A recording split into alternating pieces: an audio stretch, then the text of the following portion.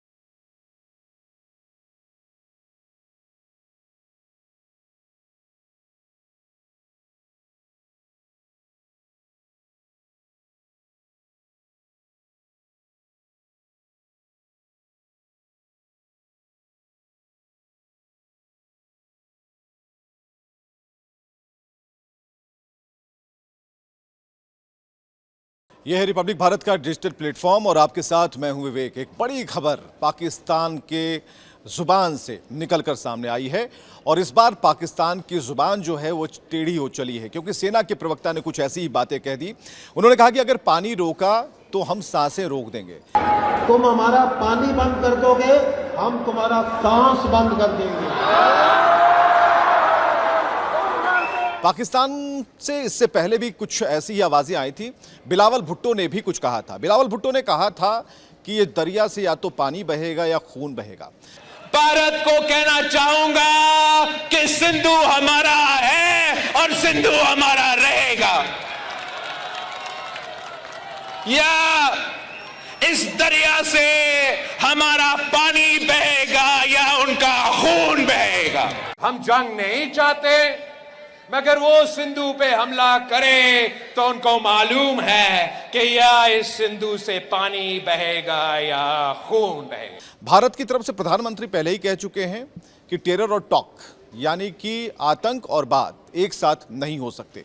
लेकिन इस वक्त जो एक बड़ा बयान सामने आया है, वो भी खासकर हम आपको इसके बारे में और भी जो जानकारियां देना चाहते हैं कि एक यूनिवर्सिटी के प्रोग्राम में गए हुए थे, जो कि सेना के प्रवक्ता भी हैं, आपने उन्हें देखा भी होगा। जब युद्ध जैसे माहौल थे उस वक्त पाकिस्तान की तरफ से अपने बातें रखते थे। ऐसे में उन्होंने ये बातें कह दी कि अगर पानी रोका तो सांसें रोक देंगे।